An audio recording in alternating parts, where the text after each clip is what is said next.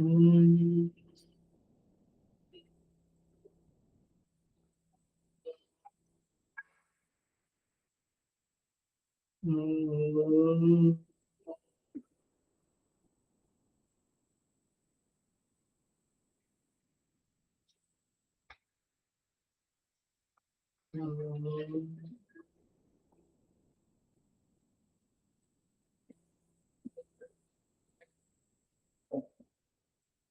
ओम सहना भवतु सहना भुनक्तु सह वीर्यं करवावहै तेजस्विनावधीतमस्तु मा विद्विषावहै।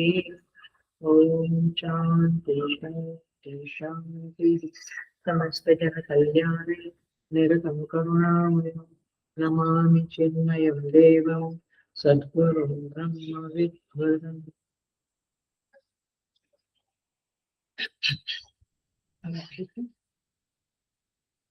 I welcome you all with great love and great respect in this Taittiriya Upanishad discourses. We will chant Shanti Mantra.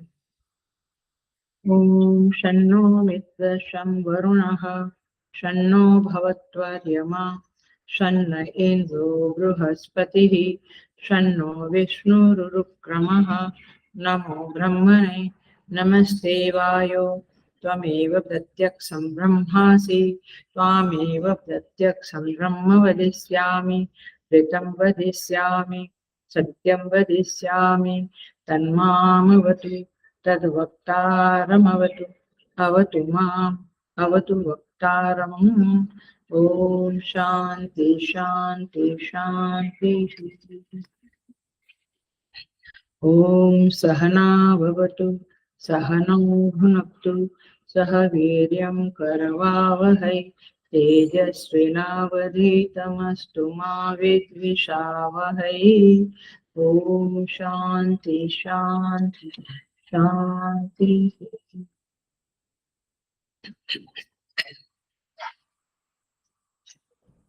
हम ब्रह्मानंद वल्ली के छठे अनुवाक को सिक्स्थ अनुवाक को शुरू करने जा रहे हैं।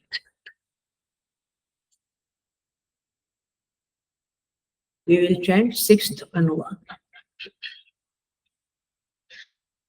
एव स भवति असत् ब्रह्मेति वेद्येत अस्ति ब्रह्मेति चेद्वेद सन्तमेनं ततो विदुर्ति तस्यैष एव शारीर आत्मा ह्यः पूर्वस्य अथातो अनुप्रश्नाः उता विद्वान् अमुं लोकं प्रेत्य कश्चन गच्छति आहु विद्वान् अमुं लोकं प्रेत्य कश्चित् समश्नुता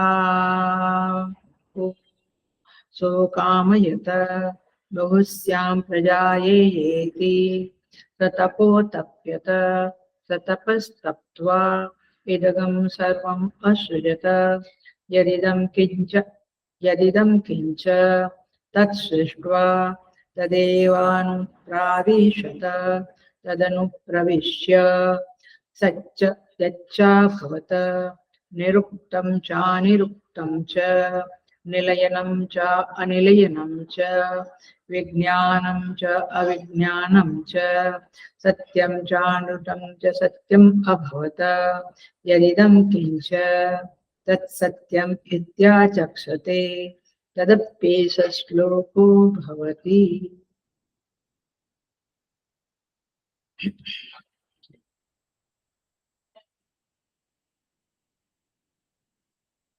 So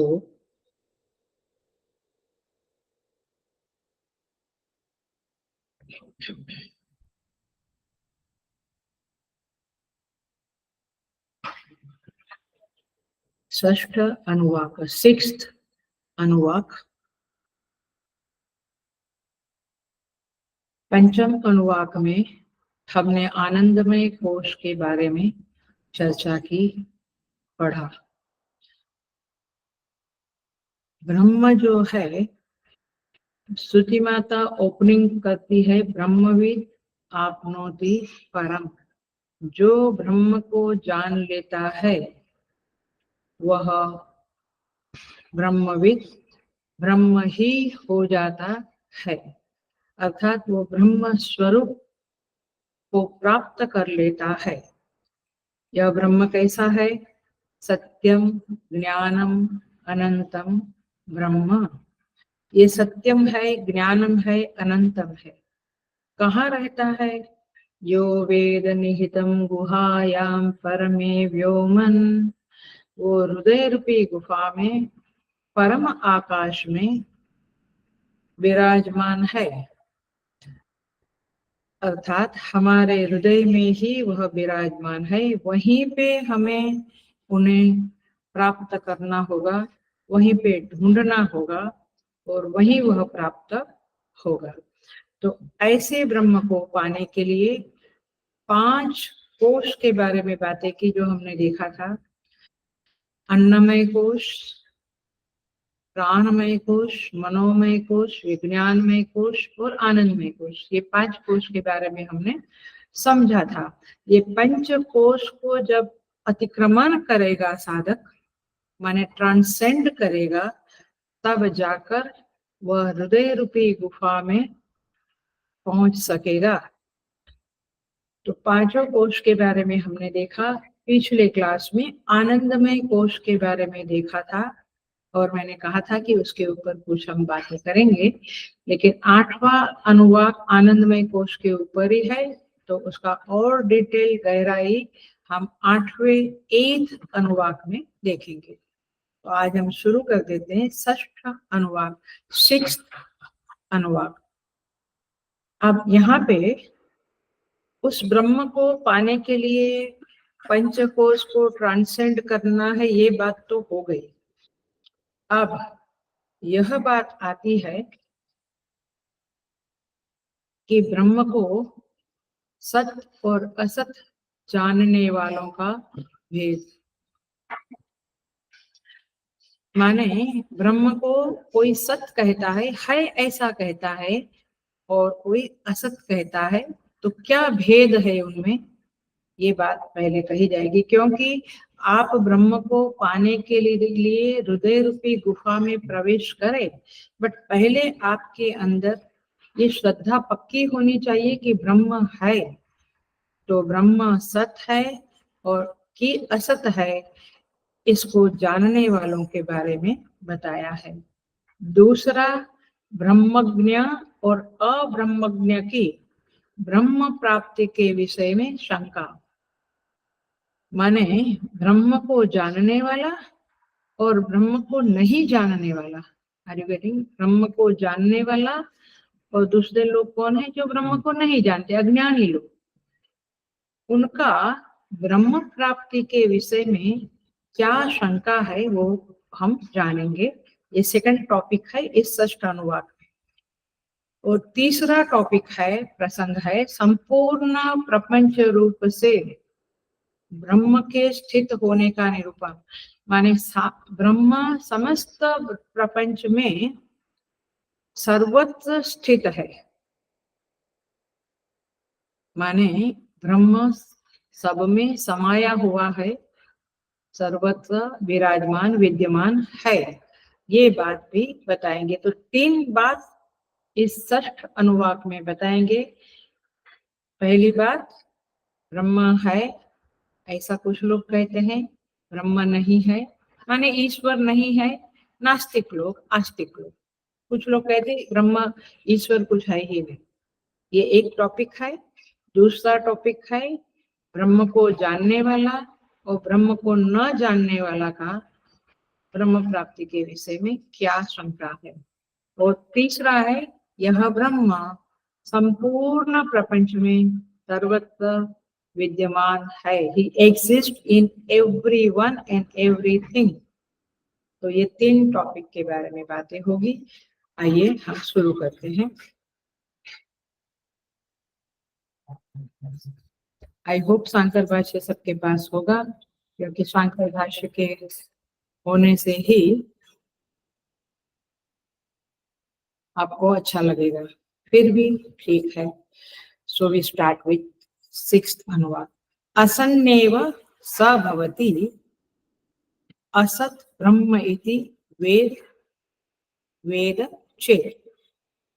चेत माने यदि, यदि ब्रह्मा असत इति माने ब्रह्म असत है, माने ब्रह्म है ही नहीं, इति इस प्रकार वेद जो समझता है, माने यदि कोई ऐसा समझता है कि ब्रह्म या ईश्वर है ही नहीं, तो असत एव स भवति, तो वह असत ही हो जाता है। माने उसका भी अस्तित्व कोई मायने नहीं रखता। He is ignored person. जो ईश्वर को नहीं मानता है, ऐसे लोग फ्रिजाइल होते हैं, माने खोखले होते हैं, उनके अंदर फोकल होते हैं, उनके अंदर कोई वजन नहीं होता है। They are not the people who should be getting so much respect. अस्ति ब्रह्म इति चेद्वेद संतम एनम ततो विदुः इति। मैं संधि अलग करके बोल रही हूँ। अस्ति ब्रह्म इति चेत, यदि कोई ऐसा कहता है कि ब्रह्म है, परमात्मा है, ऐसा मैं जानता हूँ, तो फिर एनम इसे ज्ञानी लोग संतम इति विदुः, संत पुरुष, सत्पुरुष के रूप में, सज्जन के रूप में, साधु के रूप में जानते हैं। माने जो ब्रह्म को है ऐसा समझते हैं, उन्हें लोग, ज्ञानी लोग क्या बोलते हैं? साधु है। जो ब्रह्म है ही नहीं, ईश्वर है ही नहीं, ऐसा नास्तिक लोग है, उनके बारे में ऐसा कहते हैं ज्ञानी जन कि वे असत जैसे ही है। वेदर दे एग्जिस्ट और दे डू नॉट एग्जिस्ट कोई मतलब नहीं रखता। बिकॉज पशु को नहीं मालूम होता है, पशु नहीं सोचता है कि ब्रह्म है या नहीं है। ऐसे ये लोगों का भी वैसा ही है, दे आर लाइक अ पशु। सो बौने लोग हैं, माने छोटे लोग हैं। आप देखिए, इसको हम समझेंगे। ये दो ही वाक्य है, हम दो वाक्य लेके आगे बढ़ते जाएंगे। तो ये वाक्य है जानने वाले, नहीं जानने वाले, आस्तिक एंड नास्तिक। क्योंकि ब्रह्म तक पहुंचना है तो पहले आपको श्रद्धा तो होनी चाहिए कि ब्रह्म है, तब तो आप उस हृदय गुफा तक जा सकेंगे। सो इस मंत्र में ओपनिंग कैसे की है? ब्रह्म की सत्ता मानने का और न मानने का फल बताया है। मानता है वो साधु कहलाता है, साधु बन जाता है। नहीं मानता है वो असत जैसा ही, असाधु ही जैसा रहता है। तो कोई ऐसा निश्चय करके, माने एकदम पक्का उसका बिलीफ ऐसा है, कई लोग ऐसे ही है तो भी क्या, भगवान नहीं है तो भी क्या, माने उनकी कोई पक्की बिलीफ नहीं है। बट जिसकी पक्की बिलीफ है कि भगवान नहीं है, ब्रह्म असत है, असत माने विद्यमान नहीं है, अर्थात ब्रह्म या ईश्वर नाम की कोई चीज नहीं है, तो वह असत हो जाता है। ऐसा श्रुति माता कहती है, असत हो जाता है माने श्रुति कहती है वह सदाचार से भ्रष्ट हो जाता है। He is not able to do सदाचार। वो स्वेच्छाचारी प्रकृति का हो जाता है, जो चाहे वो करे, क्योंकि ब्रह्म है नहीं, ईश्वर है नहीं, तो ईश्वर का कानून कैसे मानेगा? ईश्वर है तो ईश्वर है ऐसी समझ है, तो फिर ईश्वर के कानून को मानने की कोशिश करेगा। लेकिन ईश्वर ही नहीं है ऐसा मानता है, तो फिर स्वेच्छाचारी कानून क्यों मानेगा? वो सत्यम वद धर्मम चर ऐसा क्यों मानेगा? वो नहीं मानेगा। तो यथार्थ तत्व को न जानते हुए भी ब्रह्म क्या है वो एग्जैक्टली पता नहीं, फिर भी महापुरुषों की, हमारे बड़े लोगों की, संतों की बात को मानकर ईश्वर है ऐसा यदि मान लिया, तो फिर ऐसा कहते हैं कि वो संत पुरुष है, उसे संत ही कहना चाहिए, साधु ही कहना चाहिए, उसे सज्जन ही कहना चाहिए।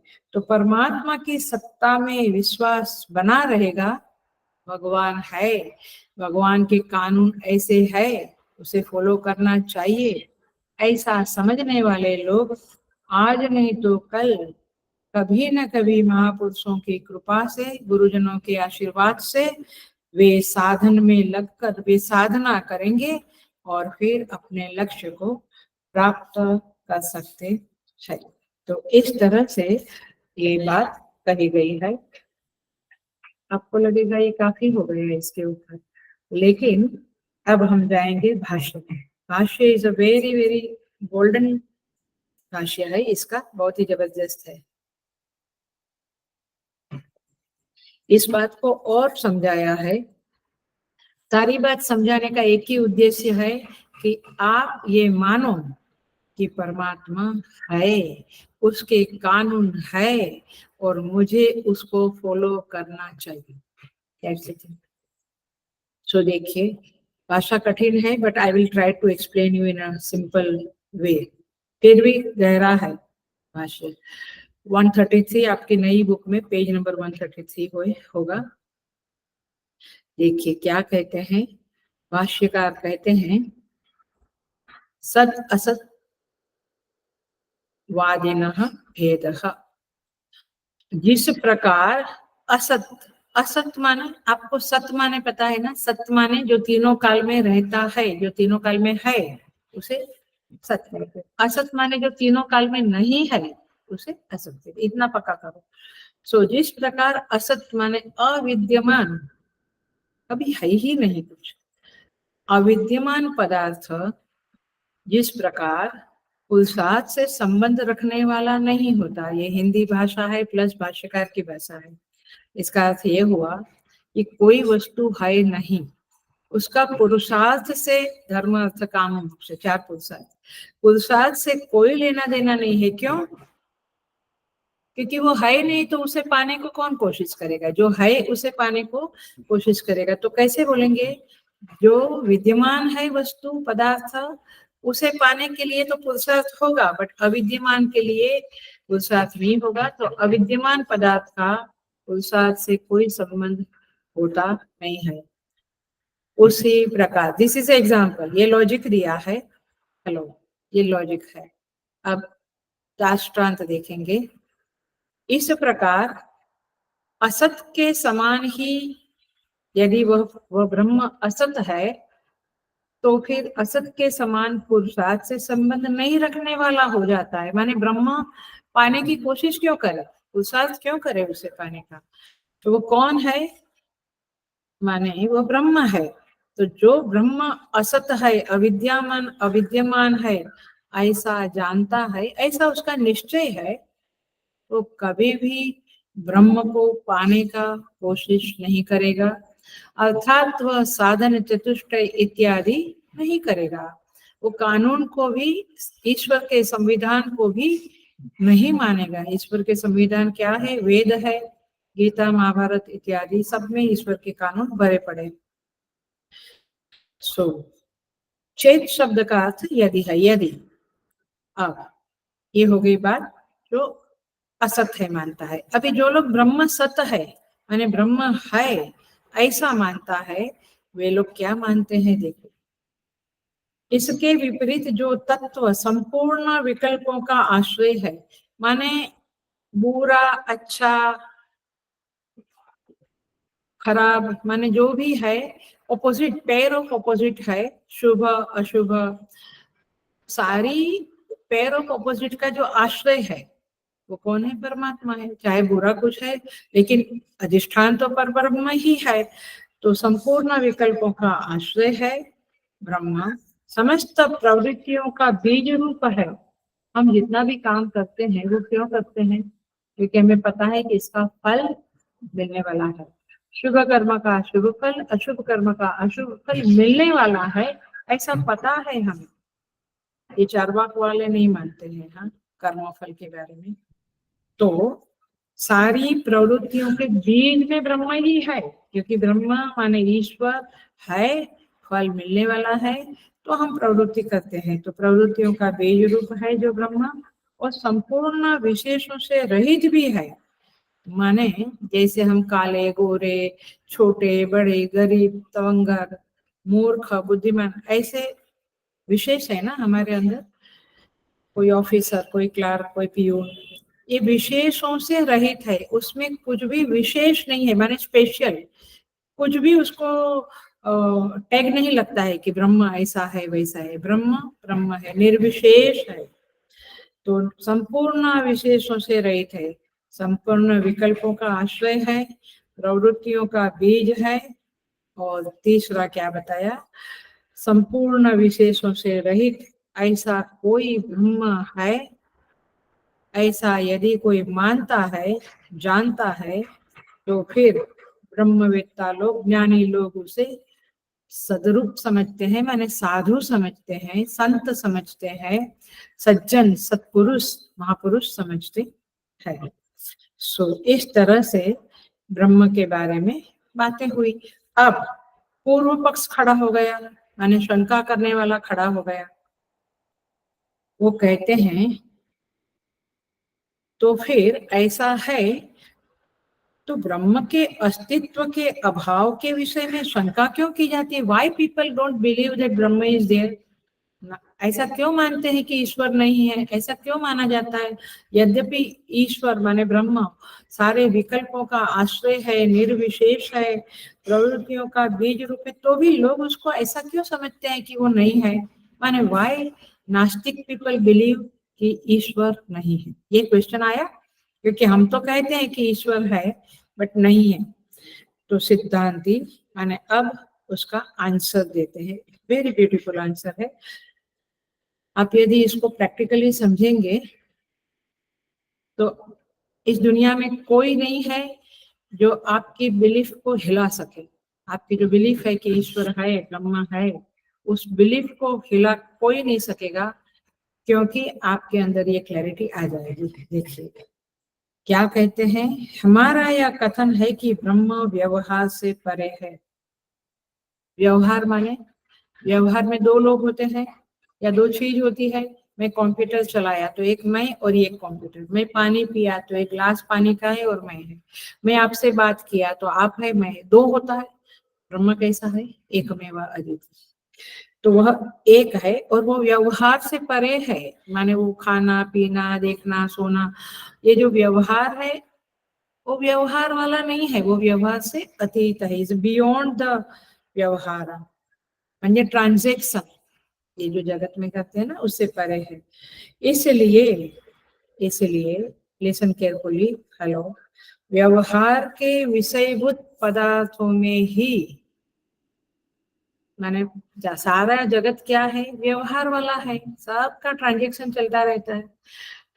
तो जो कि केवल वाणी से, माने नाम रूप वाणी से ही उच्चारण किए जाने वाला है, माने नाम, name and form of this world, वैसे अस्तित्व की भावना से भावित हुई बुद्धि उनसे विपरीत व्यवहारातीत पदार्थों में अस्तित्व का भी अनुभव नहीं करती है। माने बुद्धि जो है हमारी, ध्यान से सुनना, जो हमारी बुद्धि है वह जहाँ व्यवहार होता है वहां कहती है कि ये चीज है। पेड़ में पानी डाला, पौधे में पानी डाला, पौधा बढ़ा, तो हम क्या कहेंगे? हाँ, पौधा नाम की कोई चीज है। लेकिन जो व्यवहार नहीं होता है तो हमारी बुद्धि को क्या आदत पड़ी है? पता नहीं वो है कि नहीं है। Where you can not see, can not hear, can not smell, जिसके बारे में हम बोल नहीं सकते, उसके बारे में कैसे बुद्धि एक्सेप्ट करेगी कि कुछ है? आती है बात। तो उसमें अस्तित्व का अनुभव नहीं करती है। जैसे देखिए एग्जाम्पल देते हैं, भगवान भाष्यकारी एग्जाम्पल देते हैं। घट आदि पदार्थ, जो घट है मटका, वो सत लगता है क्योंकि वो है, हमें दिखता है कि मटका है। लेकिन जैसे शशशृंग है, वो ससा का श्रृंग है, माने सिंह है, वो होन बोलते हैं ना, वो है। अथवा वंध्या पुत्र, वंध्या को कभी, जो बांझ नारी है इसको कभी पुत्र नहीं होता है, तो वो असत है, वो नहीं है, अविद्यमान है, ऐसा ही कहते हैं हम। तो उसी तरह से घट दिखता है तो है करके बोलते हैं और बाकी को अविद्यमान कहते हैं। ऐसे उस समानता के कारण ब्रह्म में अविद्यमानत्व के विषय में शंका हो सकती है, क्योंकि ब्रह्म तो व्यवहार का आस्पद नहीं बनता है। We cannot deal with Brahman. We cannot have any transaction with Brahman. Are you getting? तो इसीलिए ऐसी शंका होती है कि ब्रह्म है कि नहीं है, ऐसी बात हो सकती है। इसीलिए यहाँ पे क्या कहा?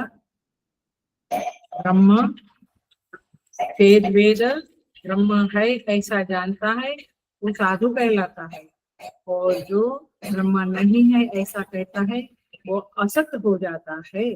देखिए इस बात को और थोड़ा समझेंगे। ब्रह्म है ऐसा जानने वाले पुरुष को क्या फल मिलता है? माने ईश्वर में श्रद्धा रखने वाले व्यक्ति को क्या फल मिलता है?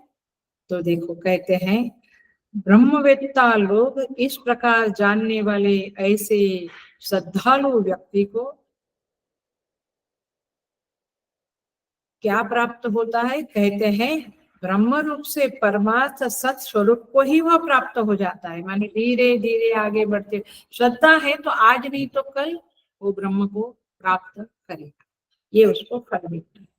तात्पर्य यह है इस कारण से ब्रह्म के अस्तित्व को जानने के कारण वह दूसरों के लिए ब्रह्म के समान जानने योग्य हो जाता है। माने he gets name and fame, and वह ऐसा महान बन जाता है कि लोग उनके बारे में जानना चाहते हैं। हम लोग संत लोग गुरु लोगों के बारे में जानना चाहते हैं, माने संसारी लोग एक्टर के बारे में और बाकी ऐसे लोगों के पॉलिटिशियन के बारे में जानना चाहते हैं। साधक लोग संतों के बारे में, महात्माओं के बारे में, गुरुजनों के बारे में जानना चाहते हैं। तो वो कैसा बन जाता है? वो दूसरों के जानने योग्य बन जाता है। माने गेट्स दैट क्रेडिट, दैट योग्यता कि लोग उसे जाने। सो ये है श्रद्धालु आस्तिक व्यक्ति की achievement in this world, right. आप देखिए जितने भी साधक हैं, they contribute for the society and they are loved one.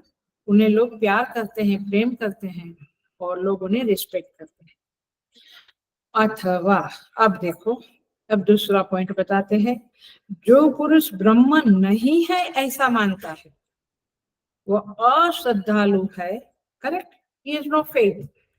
इसके कारण देखना, वर्णाश्रमादि व्यवस्था रूप सारे शुभ मार्ग का असत्व प्रतिपादन करता है। माने ऐसा व्यक्ति क्या बोलता है? अरे ये क्या सब पूजा पाठ करना है, ये सब क्या फॉलो करना है। He speaks negative about all the scriptures, क्योंकि वह ब्रह्म की प्राप्ति के लिए है। अतः वह नास्तिक व्यक्ति लोक में असाधु कहा जाता है, पापी कहा जाता है, अथवा कहो कि उसके प्रति रिस्पेक्ट नहीं होता है। He is not, he is respected in संसारी पदार्थ, संसार में उसका रिस्पेक्ट होता है, बट साधु लोगों की दृष्टि से, महात्माओं की दृष्टि से वो असाधु है, वो रिस्पेक्टेबल नहीं होता है, क्योंकि उसकी कोई आगे बढ़ने की गारंटी नहीं है। वो संसार में चाहे करोड़पति बन जावे, कुछ भी बन जाए, बड़ा नेम एंड फेम भी पाए, लेकिन उसका स्पिरिचुअल मार्ग में 1 मिलीमीटर भी आगे बढ़ना नहीं होगा, क्योंकि वो मानता ही नहीं है कि परमात्मा है। सो इसके विपरीत जो पुरुष ब्रह्म है ऐसा जानता है वह सत है, अर्थात वह ब्रह्म की प्राप्ति के हेतुभूत वर्णाश्रमादि के व्यवस्था रूप सन्मार्ग को फॉलो करता है। इसलिए साधु लोग उन्हें शुभ मार्ग में स्थित जानते हैं, आशीर्वाद देते हैं कि वे अध्यात्म में आगे बढ़ेंगे। इसलिए अतः माने इसलिए ब्रह्म है ऐसा ही जानना चाहिए। माने आप श्रद्धालु बनने चाहिए, आप सन्मार्ग के प्रति गति करने वाले बनने चाहिए, यही इसका अर्थ है। अब बोलिए थोड़ा सा और जान लेते हैं, क्योंकि यदि हमें इस मार्ग में आगे बढ़ना है तो हम और थोड़ा जाने। ये दो ही लाइन भाष्य के लिए है, मैंने मंत्र के लिए है।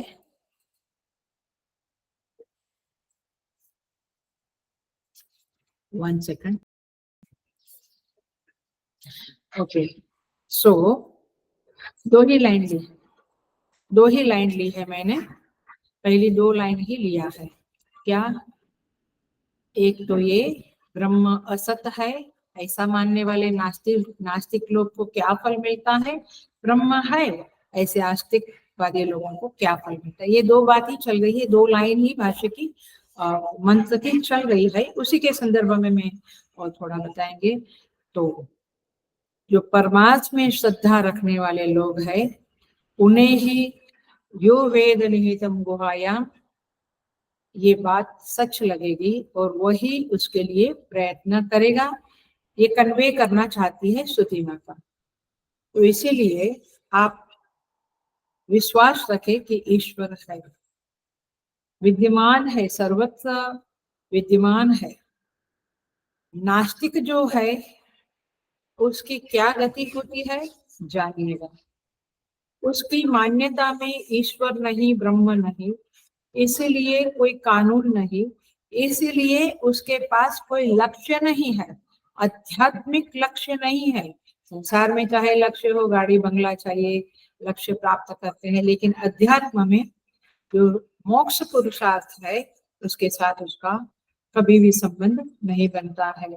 और इसीलिए he is not bothered to follow साधन चतुष्टय, विवेक, वैराग्य, शमदमादि, षट संपत्ति, मुमुक्षा, ये उसको मिलता। उसके जीवन में वो चीजें है ही नहीं। My goodness, can you imagine how much loss is there. हम तो सोच भी नहीं सकते, क्योंकि साधन चतुष्टय माने साधना किए बिना आदमी पशु समान रहता है। साधन मार्ग में वो आगे बढ़ता ही नहीं है, उसकी प्रवृत्ति ही नहीं होती है। हेलो, इसका अर्थ ये हुआ, बिल्कुल समझ लेना और सोचना, इसके बारे में चिंतन करना। क्योंकि साधना ही नहीं है, जप तप, ईश्वर की पूजा, ईश्वर के अस्तित्व को मानकर वैल्यू सिस्टम को फॉलो करना, माने उसके पास साधना की प्रवृत्ति नहीं है। तो किसमें प्रवृत्ति है? असाधन में, माने भोग विलास में, सांसारिक पदार्थों में, सांसारिक जीवन में, भौतिक जीवन में उसकी प्रवृत्ति होती है। और संत महात्मा की दृष्टि से वह असाधु ही कहलाता है, क्योंकि वो आगे बढ़ने वाला नहीं है। ये मनुष्य जीवन मिला, आगे नहीं बढ़ेगा। वर्ण धर्म का अनुष्ठान करना माने सही मार्ग पे चलना, और वो तो धर्म का पालन नहीं करता है। तो फिर धर्म का पालन क्यों नहीं करता? क्योंकि वो मानता ही नहीं है कि ये सब कुछ है। इसीलिए देखा है मैंने, कई लोगों को देखा है, आते हैं, वो पत्नी इधर नमस्कार करती है, पति अदब डाल के मैंने हाथ ऐसा करके खड़ा रहता है, हाथ नहीं जोड़ता है। मंदिरों में भी देखा है, जबरदस्ती कोई लाते हैं तो बच्चे लोग भी, क्योंकि संस्कार ही नहीं दिया है। भाष्य में ये बातें कही गई है, उसका अर्थ है ऐसे नास्तिक लोग निर्मलता का जीवन नहीं बिता सकते, क्योंकि भोग विलास में पड़ने वाला आदमी में बुरी आदतें, बुरी नीतियां आ ही जाती है। माने वो कहेगा मैं क्यों धर्म करूं, मुझे क्यों, हम कहते हैं चित्त शुद्धि के लिए करो, कम से कम मुझे क्यों चित्त शुद्धि चाहिए, मैं क्यों हृदय को निर्मल बनाऊं। माने why should I not speak lie, why should I not do हिंसा। उसने मुझे ऐसा कहा तो मैं उसको क्यों चार सुनाना दूं। कई लोग मुझे कहते हैं पैसे कोई तुम लोग का आश्रम में दान के लिए हम कमाते हैं क्या? मेहनत करके कमाते हैं। अच्छा, मेहनत करके कमाते हैं, माने अच्छी बात है, चोरी करके नहीं कमाते हैं। बट ये जो कहना है आपका कि हम क्यों आश्रमों को दान करें या कहीं दान करें, इसका मतलब क्या है? दे डोंट नो द कानून, दे डोंट नो द संविधान। उन्हें पता ही नहीं कि आखिर में ये सोसाइटी, ये कुदरत, ये परमेश्वर की कृपा से आपको कुछ मिलता है तो मिलता है।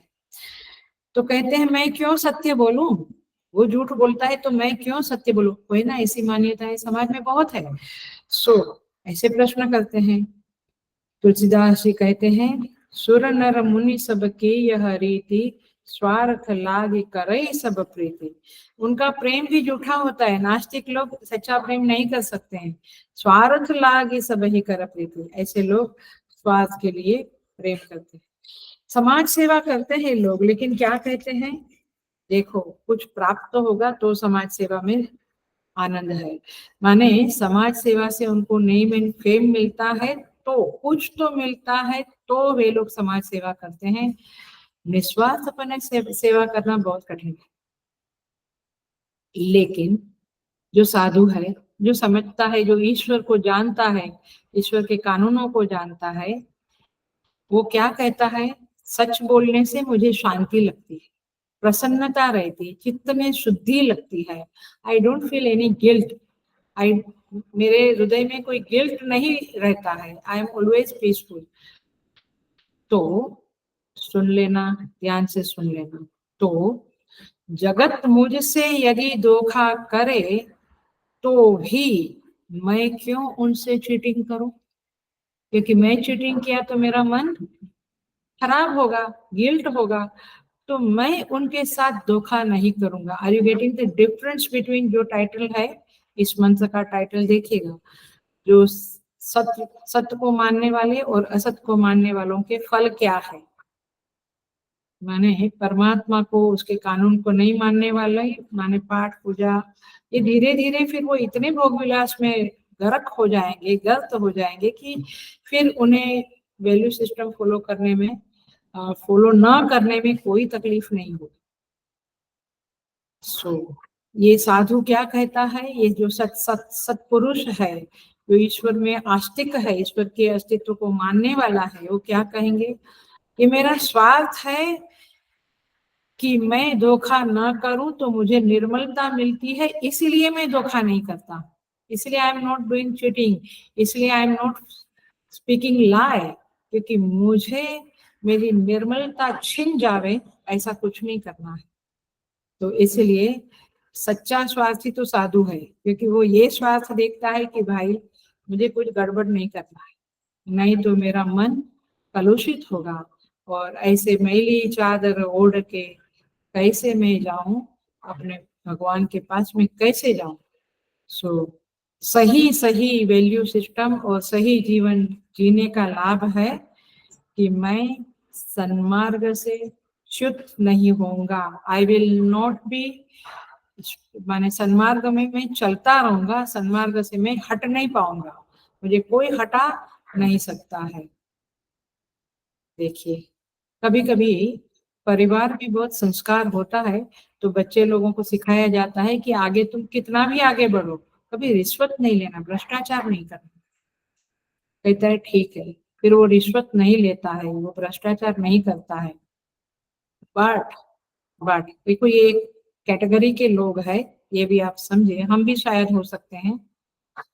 वो बाद में पछताता है जब उसका दोस्त लेता है और बहुत आगे बढ़ जाता है, क्या BMW, रिसोर्ट, ये सब उसके पास आता है, तो ये पछताता है कि यार कमाल है, उसने लिया तो देखो ये कितना आगे बढ़ गया।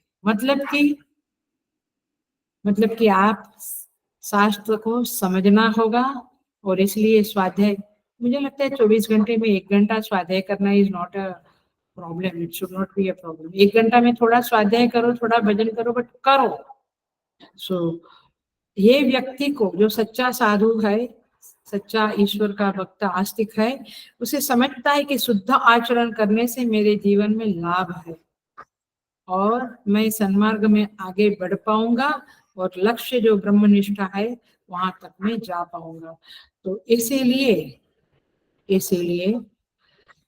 किसी की सेवा वह परोपकार के लिए नहीं करता है। हेलो, बिल्कुल पकड़ लेना इस बात को। अरे ये बेचारा बहुत दुखी था तो मैंने थोड़ा हेल्प किया। No, he is not doing परोपकार के लिए सेवा नहीं करता है कि चलो आश्रम को थोड़ा मदद मिल जाएगा मेरे सेवा करने से, आश्रम में थोड़ा बहुत जरूरत है, ऐसा नहीं है।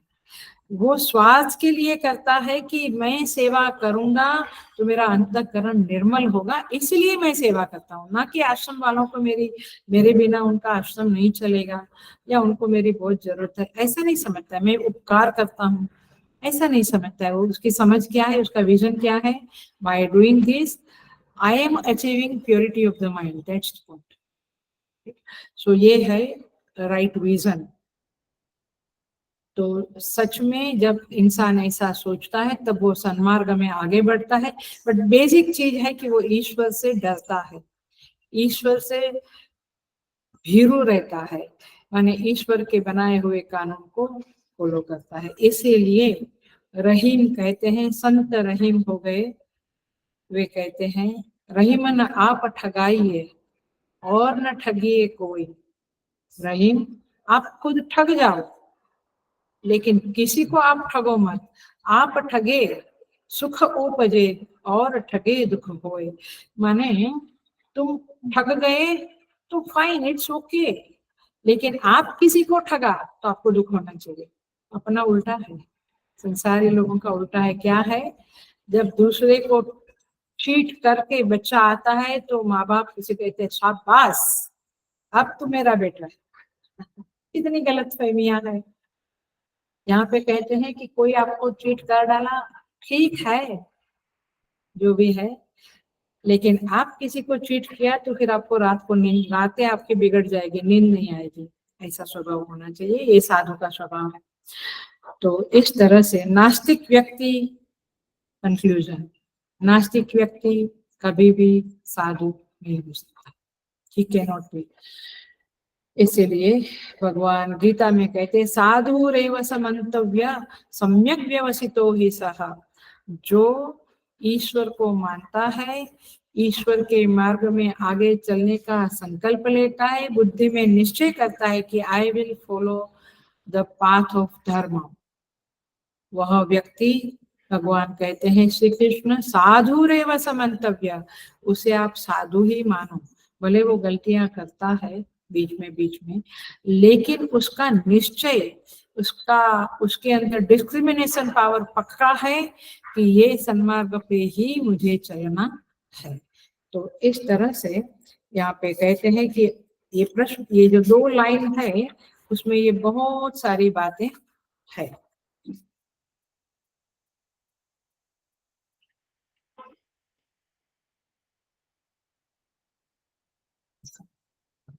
आगे बढ़ेंगे हम।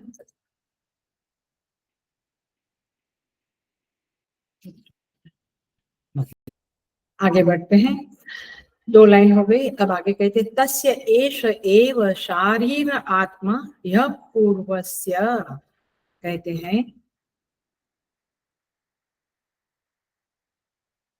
उस आनंदमय, तस्य माने पीछे आनंदमय कोश की बात हुई, उस आनंदमय का भी यह शरीर अंतर्वर्ती आत्मा है जो पहले विज्ञानमय का है। माने हमने देखा कि अन्नमय के अंदर प्राणमय, प्राणमय के अंदर मनोमय, मनोमय के अंदर विज्ञानमय, विज्ञानमय के अंदर आनंदमय, और आनंदमय का भी आत्मा जो है उसकी ये बातें चल रही है। माने उस आत्मा को ही ब्रह्म कहते हैं और उसी की बातें चल रही है। तो यह तस्य एष एव शारीर आत्मा यह पूर्वस्य। देखो भाष्य क्या कहता है, उस विज्ञानमय का यह शारीर, माने विज्ञानमय शरीर में रहने वाला आत्मा कौन है? आनंदमय है। अब जो आनंदमय की बात करी वह आनंदमय कोश की बात करी थी। अब आनंदमय कोश के भीतर जो है शरीर अंतर्वर्ती, माने अंदर जो है वह ब्रह्म है। यो वेद निहितम गुहायाम परमे व्योमन। तो आनंदमय कोश है, उसके अस्तित्व में तो कुछ शंका नहीं आती है, क्योंकि हम आनंद भोगते हैं, मोद प्रमोद, बहुत खुशी, तो उसके बारे में तो कोई प्रॉब्लम नहीं है, कुछ शंका नहीं है। किंतु वह ब्रह्म जो संपूर्ण विशेषणों से रहित है, इसलिए उसके अस्तित्व के अभाव में शंका होना उचित ही है। माने माने पीपल हैव अ डाउट कि वो ब्रह्म है कि नहीं, ईश्वर है कि नहीं, वो उचित ही है। क्यों? अब देखो, पहले ये पूर्व पक्ष है, पूर्व पक्ष होने के बाद अभी उत्तर पक्ष आएगा। बट पूर्व पक्ष क्या कहता है? ब्रह्म तो है ऐसा हमें लगता नहीं, आनंदमय कोश में आनंद तो मालूम पड़ता है बट ब्रह्म तो मालूम नहीं पड़ता है। तो और दूसरी बात है कि ये ब्रह्म ब्रह्म जो आप कहते हो वो ब्रह्म तो सम है। सम है माने इक्वल है, एवरीबॉडी के प्रति इक्वल है। ऐसा नहीं कि वो दुराचारी के प्रति दया नहीं करता और सदाचारी के प्रति दया करता, नहीं, उसका तो अग्नि के जैसा है। आप अग्नि के समीप जाओ तो आपको गर्मी लगेगी। सपोज आप हिमाचल में है, बहुत ठंड लग रही है, कहीं दूर अग्नि जल रही है, आप जवळ जाओगे, पास में जाओगे तो आपको गर्मी लगेगी। आप दूर ही बैठ के अग्नि के बारे में कुछ भी बोलेंगे तो आपको गर्मी नहीं लगने वाली। ऐसे जो ईश्वर के समीप आते हैं उनको ईश्वर का सब कृपा वगैरह मिलता है, जो नहीं आते हैं तो नहीं मिलता है। सो तात्पर्य यह है कि ब्रह्म तो सम है। तो तात्पर्य ये हुआ कि अग्नि किसी के प्रति पक्षपाती नहीं है कि इसको गर्मी दिया उसको नहीं दिया, है ना, क्योंकि आप आए नहीं तो आपको नहीं मिली। तो अग्नि ने गर्मी दी या गर्मी नहीं दी ये वाक्य नहीं बोला जाएगा। अग्नि से आपको गर्मी मिली या नहीं मिली ऐसा बोला जाएगा। ऐसे परमात्मा से आपको कृपा मिली या नहीं मिली, परमात्मा ने कृपा करी या नहीं करी ये बात नहीं आएगी। आपने परमात्मा से कृपा प्राप्त की या नहीं की ये आपके ऊपर है। सो ब्रह्म तो समान है। तो अब एक और प्रश्न आता है, अथा तो अनुप्रश्नाः।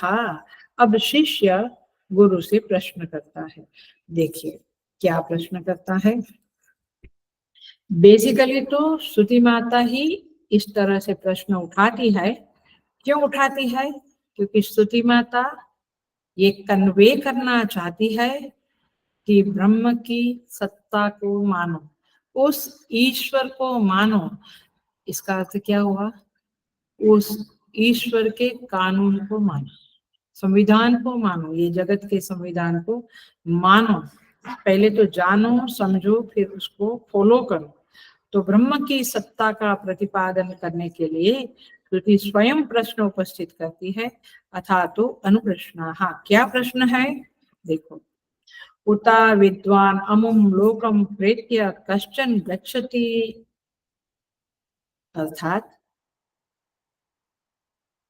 उत अविद्वान, उत माने क्या, क्या अविद्वान माने ब्रह्म को न जानने वाला नास्तिक, कश्चन प्रेत्य ऐसा कोई पुरुष मरकर, प्रेत्य माने मरकर, अमुम लोकम गच्छति उस परमात्मा को प्राप्त करता है, परलोक में जाता है माने परमात्मा को प्राप्त करता है। माने जो अविद्वान है, नास्तिक है, जो भगवान को नहीं मानता है, क्या वो उनको प्राप्त करता है?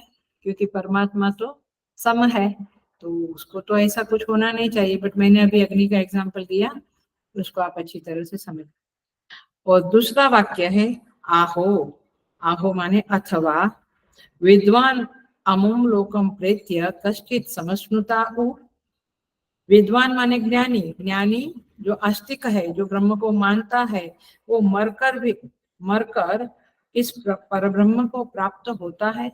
माने इन शॉर्ट क्या बात है, नास्तिक ब्रह्म को प्राप्त होता है या आस्तिक व्यक्ति जो है विद्वान ज्ञानी वो ब्रह्म को प्राप्त होता है? ये क्यों प्रश्न आया? क्योंकि ब्रह्म तो सम है, तो दोनों को भगवान गले लगाना चाहिए। तो यहाँ पे ये प्रश्न आता है, हम देखते हैं उसको। तो इस अनुवाक में दो प्रश्न दिखता है, अविद्वान प्राप्त करता है या स्वर्णो, विद्वान प्राप्त करता है या स्वर्णो, ये दो वाक्य है। अब ये दो के रूप में तीन प्रश्न आ गए, क्योंकि पहला प्रश्न तो यही आएगा कि वास्तव में ब्रह्म है या नहीं, तब जाके ये दो प्रश्न बनते हैं, मानता है या नहीं मानता। तो पहला प्रश्न है ब्रह्म है या नहीं। अब दूसरा प्रश्न है, ध्यान से सुनना, थोड़ी गहराई में जाते हैं बट ये ब्रह्मानंद वल्ली है और ये उपनिषद है। ब्रह्मानंद वल्ली माने ब्रह्म में ही आनंद है, ब्रह्म ही आनंद स्वरूप है, बाकी सब संसार का आनंद तो रिजाइल है, पोकड़ है, ये बात यहाँ पे कन्वे करते हैं। तो अब ये दूसरा प्रश्न है, जब ब्रह्म आकाश की भांति सर्वगत है, सर्वत्र विद्यमान है, ब्रह्म एवरीवेयर इज देयर, और पक्षपात रहित है, न्याय करने वाला है, सम है, तो फिर वह जो अविद्वान है वह ब्रह्म को प्राप्त करता है ही नहीं। ब्रह्म सम है तो अविद्वान को भी उसको प्राप्त होना चाहिए। ये एक दूसरा प्रश्न। अब तीसरा प्रश्न क्या आया, ब्रह्म को जानने वाला आस्तिक विद्वान व्यक्ति मरने के बाद ब्रह्म को प्राप्त करता है या नहीं। इस तरह से 3 प्रश्न, ब्रह्म है या नहीं फर्स्ट क्वेश्चन, सेकंड क्वेश्चन अविद्वान नास्तिक मूर्ख अज्ञानी लोग ब्रह्म को प्राप्त करते हैं या नहीं, तीसरा प्रश्न ज्ञानी लोग आस्तिक लोग ईश्वर के कानून को फॉलो करने वाले लोग क्या ब्रह्म को प्राप्त करते हैं या नहीं। 3 प्रश्न हो गए।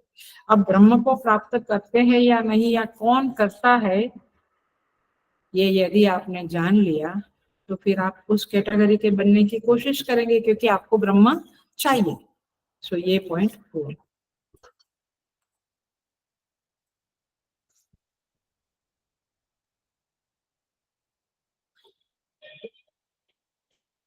अब देखिए इसके संदर्भ में,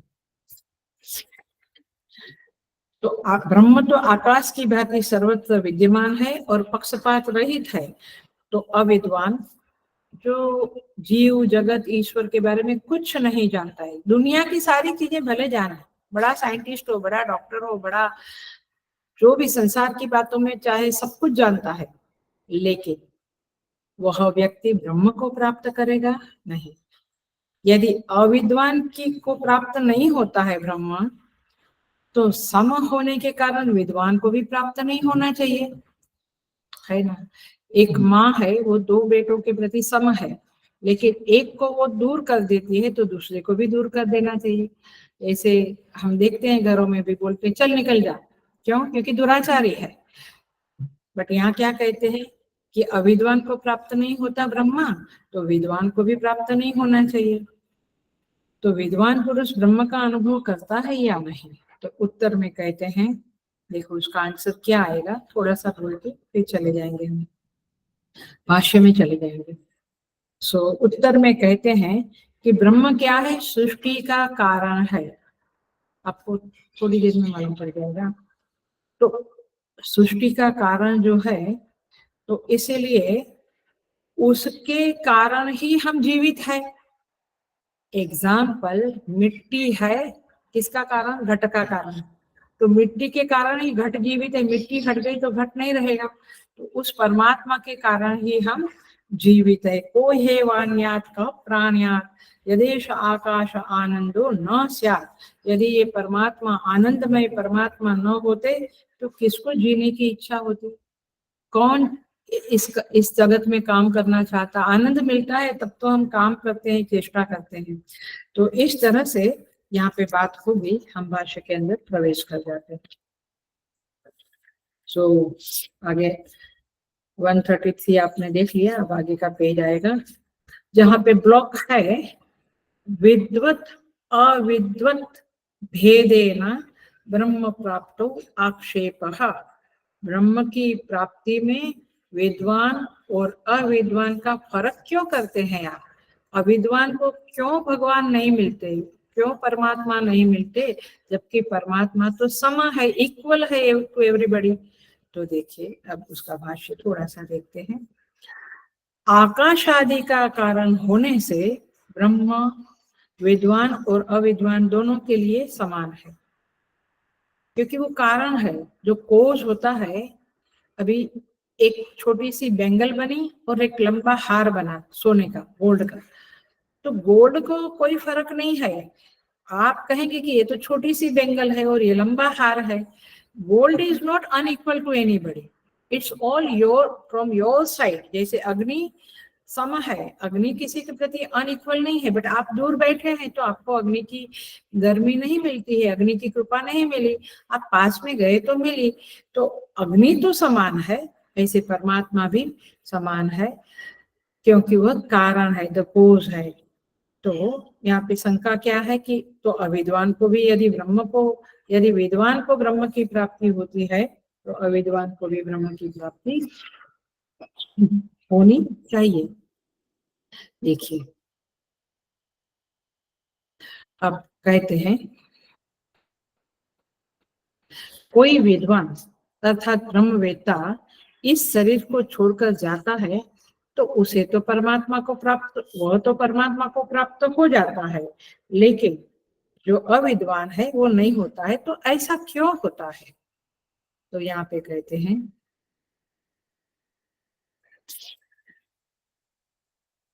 देखिए क्योंकि वह क्या मानता है, ब्रह्म असत है, ब्रह्म है ही नहीं ऐसा वह मानता है। तो इस तरह से जब वो ऐसा मानता है तो फिर वो कैसे, जब दूर बैठा हुआ आदमी कहेगा कि अग्नि है ही नहीं, पता नहीं तुम्हें ऐसा क्यों लगता है, क्योंकि किसी को मालूम पड़ा कि अग्नि है तो वो ठंड से बहुत कांप रहा है, वो दुखी है कि बहुत ठंड लग रही है, उसका शरीर जकड़ गया है, तो वो उसको लगता है वहां अग्नि है, अग्नि मुझे गर्मी देगी तो मेरी ठंड दूर होगी, मेरा दुख दूर होगा, तो वो अग्नि के पास जाता है, तो फिर उसे अग्नि गर्मी देती है और उसकी ठंड दूर होती है, उसका दुख दूर होता है। लेकिन जो दूर बैठा हुआ दूसरा भी दूर ही बैठा है, वो कहता है अरे अग्नि बग्नि कुछ नहीं है, वो गर्मी बर्मी कुछ नहीं देती है। समझ में आया? तो उसका ठंड दूर नहीं होगा, उसका दुख दूर नहीं होगा। एंड देन ही ब्लेम्स, बाद में कुछ समय बाद जब ठंड कम हो गई, सब कुछ ठीक हो गया, तो दोनों जो दोस्त थे, जो एक था उसको सब कुछ ठीक हो गया, तो दूसरा बोलता है कि अग्नि पक्षपाती है, अग्नि इज डूइंग अ पार्शियलिटी, क्योंकि तेरे को ठंड हटाया, मेरा ठंड नहीं हटाया। अरे भाई तू क्यों पास में नहीं आया? तात्पर्य ये है तुम क्यों ईश्वर को मानते नहीं? जब दूसरों ने माना, महापुरुषों के वचनों पे विश्वास रख के, तो फिर उनकी ठंड दूर हुई, उनके दुख दूर हुए, उनका अज्ञान दूर हुआ। तो तुम मानते ही नहीं हो तो फिर तुम कैसे, तुम्हारे दुख दूर होंगे, अज्ञान दूर होगा? इसीलिए ब्रह्म पक्षपाती नहीं है, ईश्वर पक्षपाती नहीं है, ईश्वर पार्शियलिटी वाला नहीं है, वह सबके प्रति करुणा करता है। इट डिपेंड्स अपॉन यू कि आप में उस करुणा को ग्रहण करने की ताकत कितनी है, औकात कितनी है आपकी, उसके ऊपर ये प्रश्न आता है। अब देखो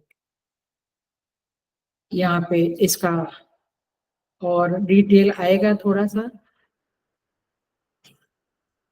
कहते हैं, तो ये प्रश्न आपको क्लियर हो गया कि विद्वान को ब्रह्म मिलता है या नहीं, अविद्वान को ब्रह्म मिलता है या नहीं। इसका आंसर देने के लिए हम आगे बढ़ जाते हैं, और आगे का ब्लॉक है ब्रह्मणः सत्स्वरूपत्व स्थापनम, माने ब्रह्म ही सत्य है, ये बात को प्रतिपादित करना है, माने उसे इंजेक्ट करना चाहती है श्रुति हमारे दिमाग में, इसलिए ये प्रकरण शुरू होता है। तो देखो कैसा कहते हैं ब्रह्म के अस्तित्व का वर्णन करते हैं कि ब्रह्म कैसा है, सत्यम ज्ञानम अनंतम ब्रह्म, ये ब्रह्म सत्य है, ज्ञान स्वरूप है, अनंत है, ऐसा पहले भी कहा है, अभी भी कहते हैं। तो ब्रह्म की सत्यता कैसे है, तो कहते हैं उसकी सत्ता बतलाने से ही उसके सत्यत्व का प्रतिपादन हो जाता है। माने ब्रह्म की सत्ता है, ब्रह्म विद्यमान है, एग्जिस्ट करता है, ऐसा हे साधक आप पहले मानो। हम लोग कहते हैं हम तो मानते हैं ब्रह्म है, बट वास्तव में मानते हैं क्या? उसके सब कानून को हम फॉलो करते हैं क्या? If you don't follow his कानून, फिर आप ब्रह्म को मानते हैं, ये आपका बोलना झूठा है। माने घर में पेरेंट्स है, ऐसा कब मानेंगे जब आप पेरेंट्स की सत्ता को मानते हो, वे घर में जिस मर्यादा का पालन करवाते हो करते हो, तब तो पेरेंट्स है, ये कहने का मतलब है, नहीं तो क्या है। इसलिए यहाँ पे कहते हैं उसकी सत्ता बतलाने का इरादा है, श्रुति का कन्वे करना है, और इस अनुवाद का भी वही तात्पर्य है। अब कुछ लोग कहते हैं ब्रह्म असत है। क्यों ऐसा कहते हैं? क्योंकि अब देखो नास्तिक लोगों का दिमाग कैसा है, ये श्रुति माता बताती है। ब्रह्म असत है क्योंकि जो वस्तु होती है वो विशेष रूप से उपलब्ध हुआ करती है। मैंने कुछ वस्तु है तो ये कभी ना कभी किसी ना किसी को उपलब्ध होती है, दे अचीव इट। जैसे घट आ गई, घट है ऐसा बोला तो मतलब ये है कि हम उसे कभी प्राप्त कर सकते हैं, और जो वस्तु नहीं होती, असत है ऐसा बोला, तो उसे कभी हम उपलब्ध नहीं कर सकते हैं, we can not get it. जैसे सशृंग माने ससे के श्रृंग, इसी प्रकार चूंकि सामान्यतया ब्रह्म की उपलब्धि नहीं होती है ना, लगभग माने एक जनरल वे में सबको ब्रह्म की उपलब्धि नहीं होती है, इसलिए विशेष रूप से ग्रहण न किया जाने के कारण वह असत है, वह नहीं है, ईश्वर नाम की कोई चीज नहीं है, ऐसा नास्तिक लोग मानते हैं। माने प्रत्यक्षवादी चार्वाक लोग, ये चार्वाक संप्रदाय की बातें चल रही है, माने ये लोग ऐसा मानते हैं कि ऐसा कोई ब्रह्म ईश्वर है ही नहीं, और उनके फॉलोअर अभी कलयुग में बहुत सारे हैं जो मानते हैं। लेकिन अब आते हैं जो ब्रह्म है ऐसा मानते हैं, क्योंकि ये आकाश, जल, अग्नि, वायु, पृथ्वी ये सब दिखता है, जो कुछ भी है उसका कोई ना कोई कारण तो होता है ना। दिस इज इफेक्ट, तो there should be a cause, कोई कारण होना चाहिए। तो इसीलिए ये आकाश वगैरह कुछ दिखता है तो इसलिए उसका कोई कारण होना चाहिए, जिसे हम ब्रह्म कहते हैं, ऐसा ये आस्तिकवादी लोग कहते हैं।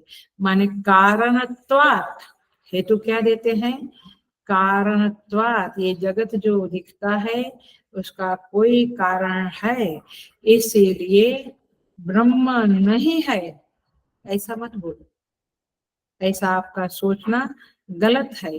बट वे लोग ऐसा ही सोचेंगे क्योंकि वे लोग प्रत्यक्षवादी लोग हैं, उन्हें पता ही नहीं कि ब्रह्म नाम की कोई चीज है।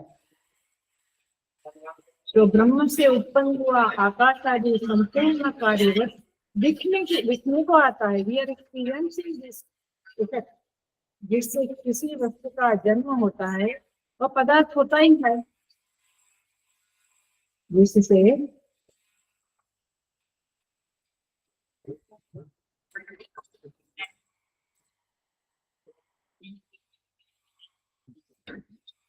जिससे किसी वस्तु का जन्म होता है वह पदार्थ होता ही है। माने कोई चीज अपने को दिखती है वो किसी न किसी तरह से, किसी न किसी पदार्थ से उत्पन्न हुई है। पेड़ दिखता है तो किससे उत्पन्न हुआ, बीज से उत्पन्न हुआ है ना।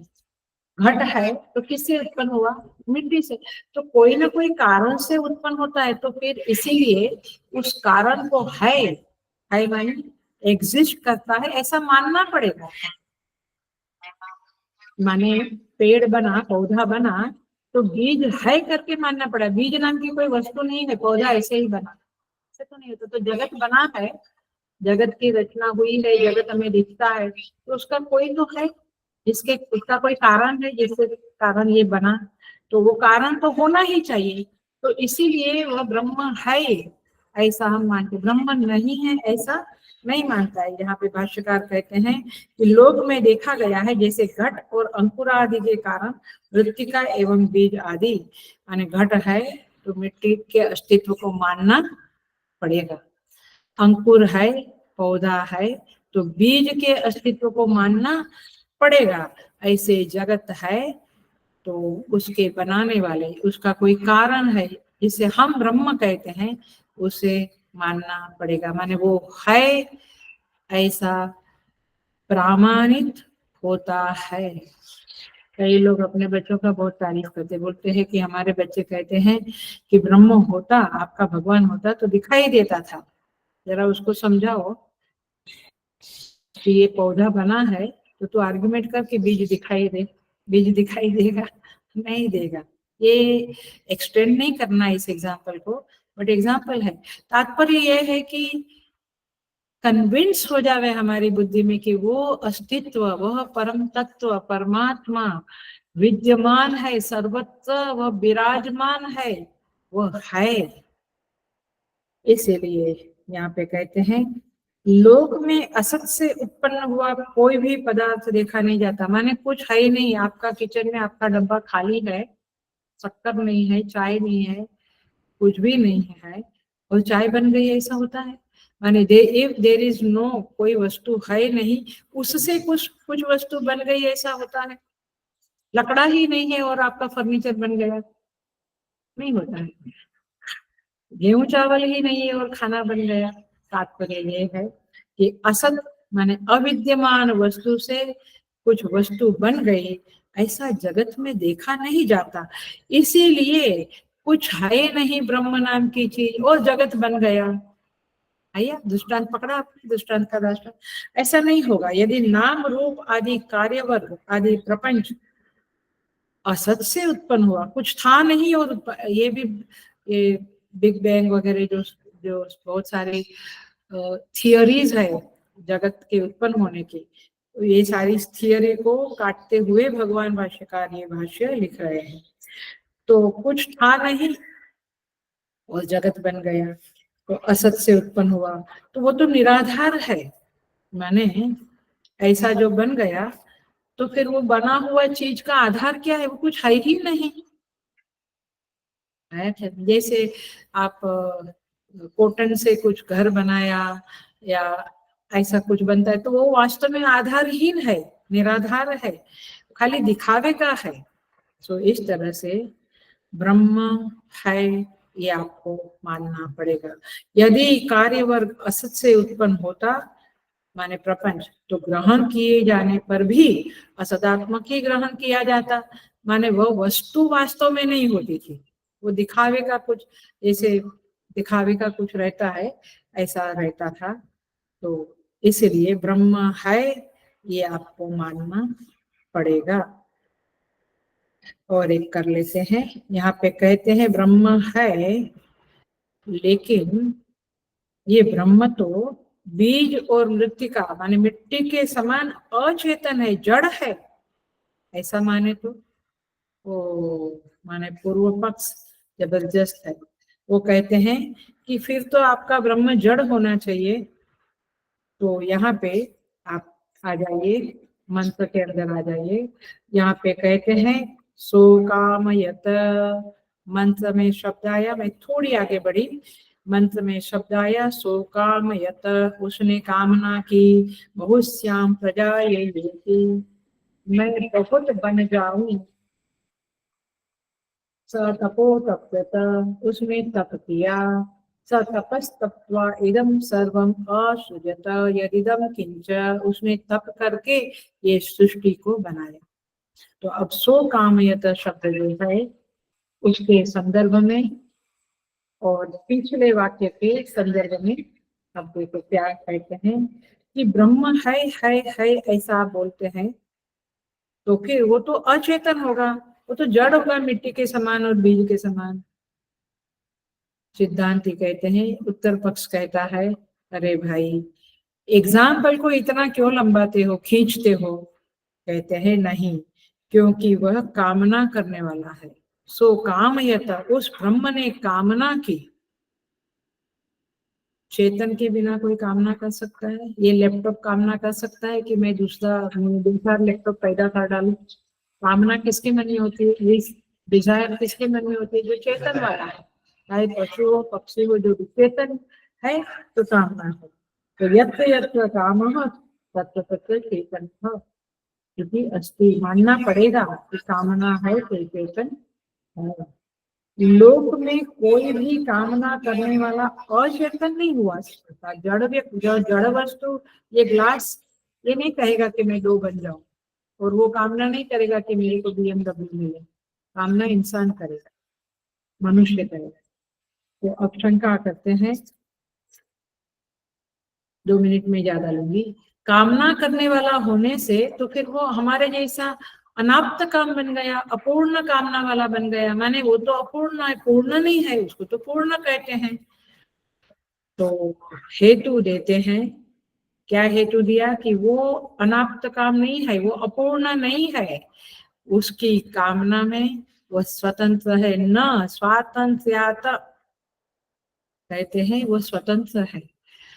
जिस प्रकार आपको कामना और क्रोध लोभ इत्यादि आता है, जीवों को विवश करता है और प्रवृत्त कराता है, हमें कामना आई तो हम उसे प्राप्त करने के लिए प्रवृत्त हो जाते हैं। ऐसा वह ब्रह्म प्रवृत्त नहीं होता है। ये कामनाएं उस ब्रह्म को प्रवर्तक नहीं बनाती है। तो कैसा है वह तो सत्यम ज्ञानम अनंतम रूप है और विशुद्ध है। उनके द्वारा माने काम क्रोध के द्वारा ब्रह्म प्रवृत्त नहीं किया जाता है, बल्कि हल्लो, ध्यान से सुनना, बी अवेयर, बल्कि जीवों के प्रारब्ध कर्मों की अपेक्षा से ब्रह्म उनका प्रवर्तक बनता है। माने काम क्रोध को वह ब्रह्म प्रवर्तक करता है, माने ब्रह्म उसे जीवों के अंदर डाल के जीवों की इच्छाओं को पूरी करने के लिए प्रवृत्ति करवाता है। स्वयं कामना के वश में आकर प्रवृत्ति नहीं करता है। अतः कामनाओं के करने में ब्रह्म की स्वतंत्रता है।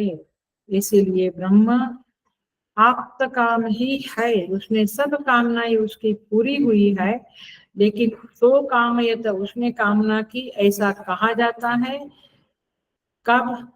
जब सारे जीवों के कर्म प्रलय के बाद परिपक्व होते हैं और उन्हें पुनः सृष्टि में आना है और कर्म करना है। क्योंकि अपरिपक्व माने जो उनकी इमेच्योर अर्थात अपरिपक्व इच्छाएं हैं, उसे पूरी करने के लिए उनको जीवों को आना है। तो जीवों के संदर्भ में उसने कामना की और सृष्टि का सृजन किया, ऐसा कहा जाता है। वास्तव में उसको अपने लिए कुछ भी चाहिए नहीं। एक हेतु हुआ स्वातंत्र्यात्, दूसरा हेतु करके पूरा करते हैं। साधन अनंतर अनपेक्षत्वाच्च, दूसरा हेतु है कि वह आप्त काम है, वो अनाप्त काम नहीं है। इसका दूसरा हेतु है कि वह कामना पूरी करने के लिए अन्य साधनों की अपेक्षा वाला नहीं है।